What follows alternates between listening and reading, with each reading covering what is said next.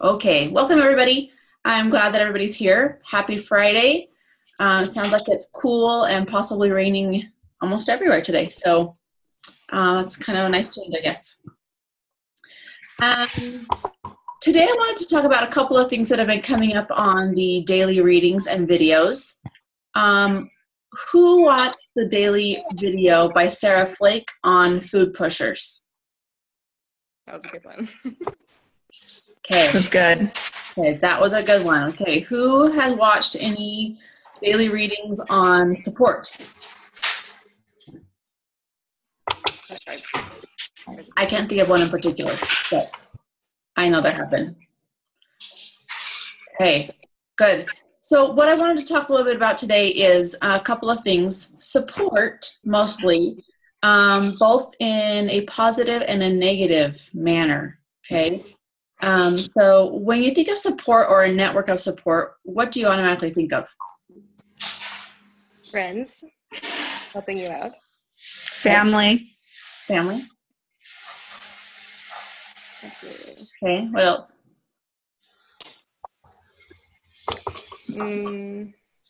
Hello? What was that? Because we keep making comments to each other, supporting each other. We don't know each other very well, but there is some support there too. Great. Thanks, Rita. I agree. There's some support just within this group. Shans, is that you on? No, that's Mom. Oh, I knew I recognized that phone number. There you go. It's my mom. I'm actually trying to get on the computer, but I just got home and it's doing some downloading stuff, so. Okay.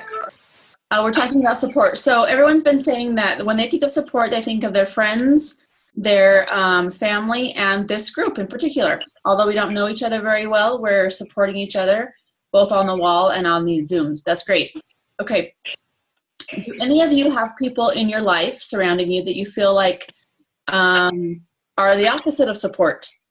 Maybe a little bit of a negative influence. I see AJ shaking her head yes. Yeah, I They totally always want sugar cereal. Your kids, okay, your kids always want sugar cereal, yes. Okay.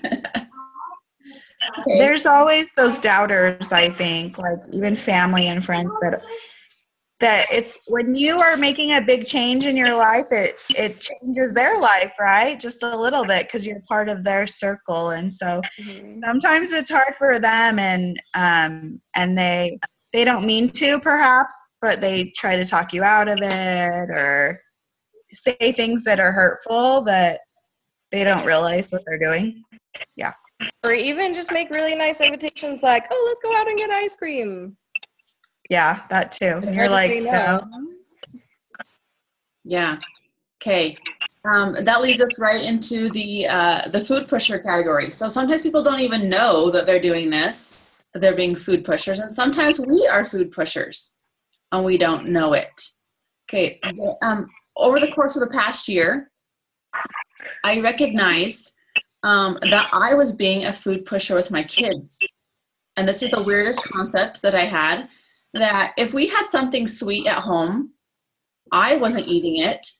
And although I wasn't eating it, I wanted someone to eat it because it's really good. Right? And so I would like tell my kids, like, hey, do you want this cookie? And they'd be like, no, Mom, like, I don't want it. And I'm like, what? You don't want a cookie? And here I am like pushing this food on my kids, okay? So we do it without even realizing it. Good thing that I recognize that, and I'm trying to be better about not pushing sugar on my kids.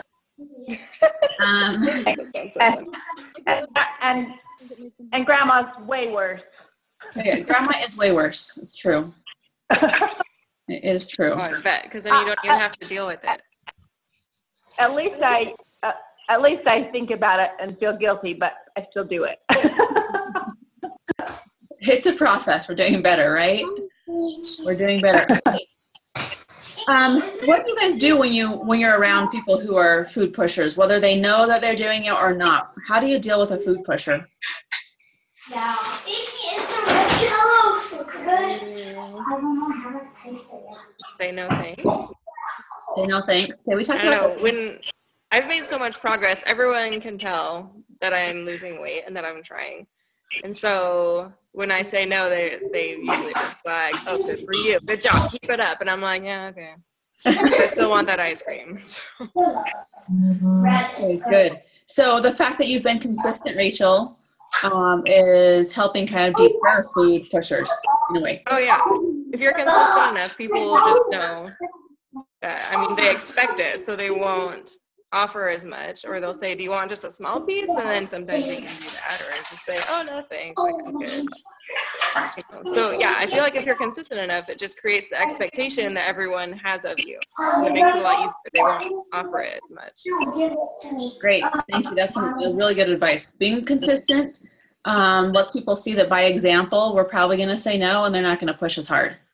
But what happens if we 75% of the time give in to a food pusher?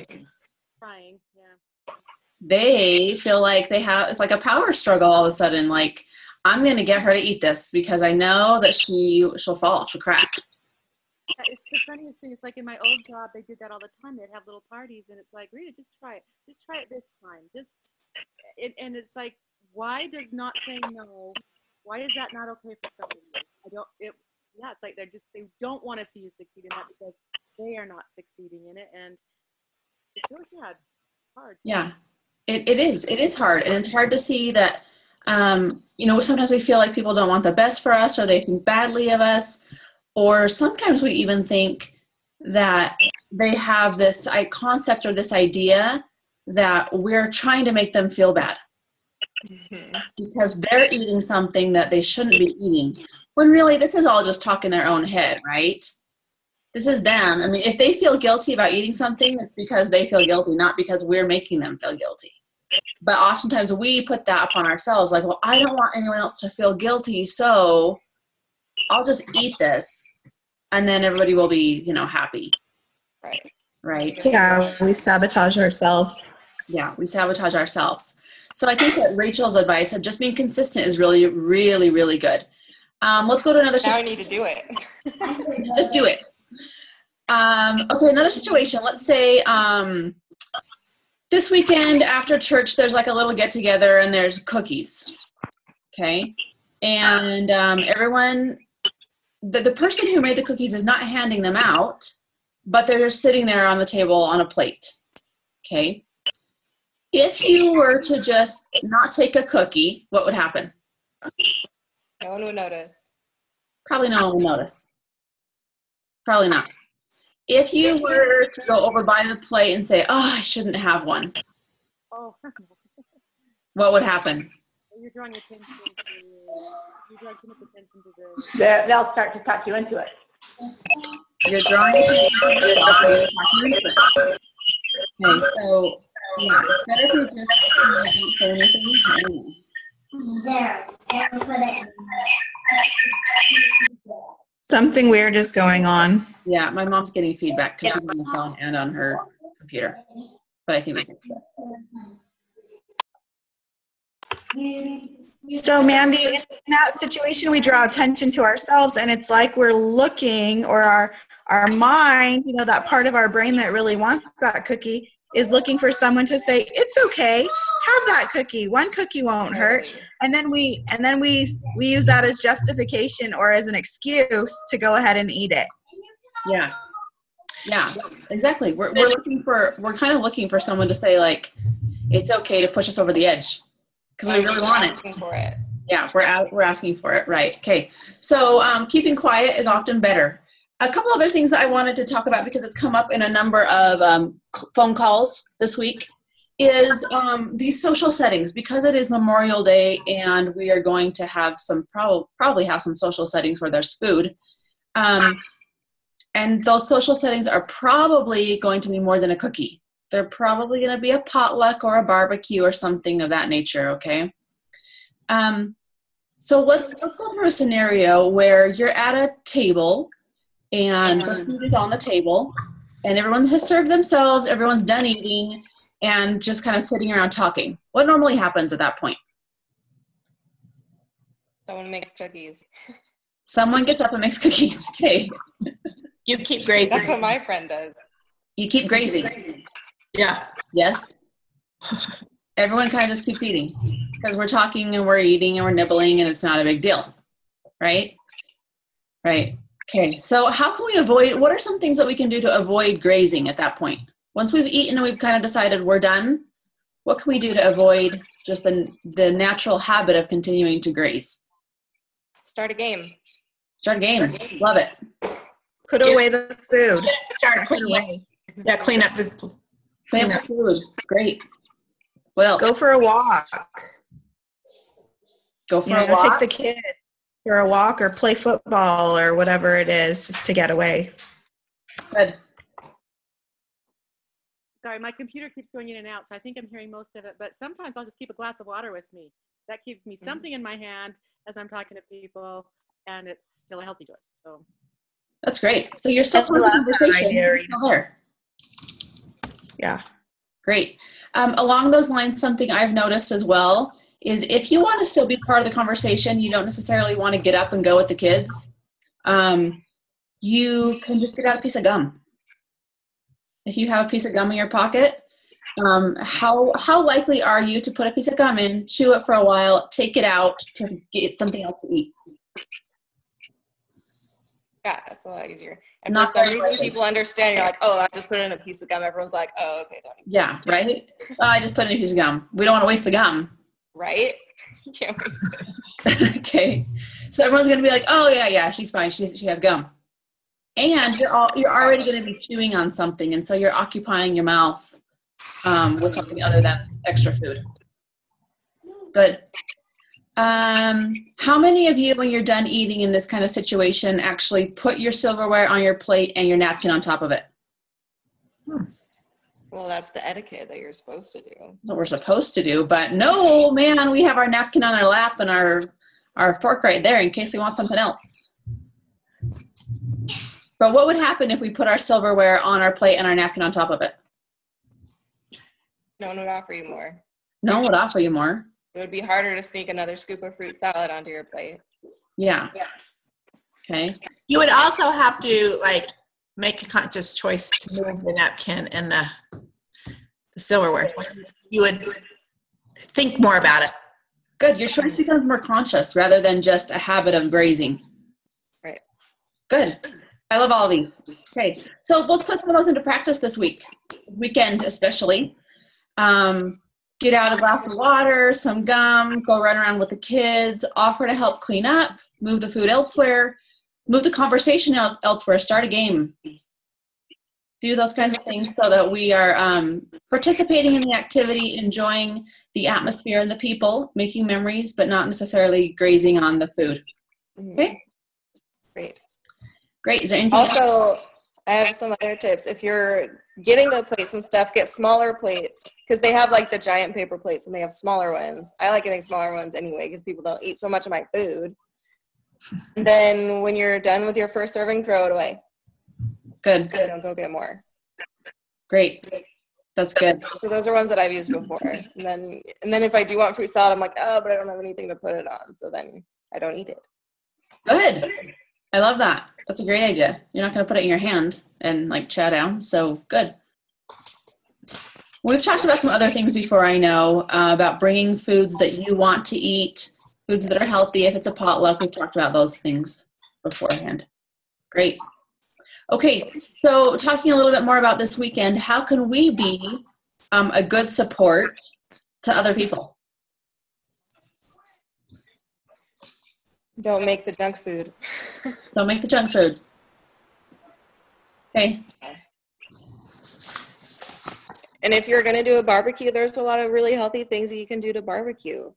You can do shish kebabs and shrimp skewers and all kinds of, pork chops are really lean instead of steaks. And sometimes they're even better. So I think there are just as many healthy choices with barbecuing as there are unhealthy choices. Great. Does anyone else have any thoughts? Invite your daughter who's a health coach to dinner and you got a little pressure. Yeah, I need to get one of those. How about, sorry, Rita, go ahead. I just say, well, I'll invite Mandy or Audrey.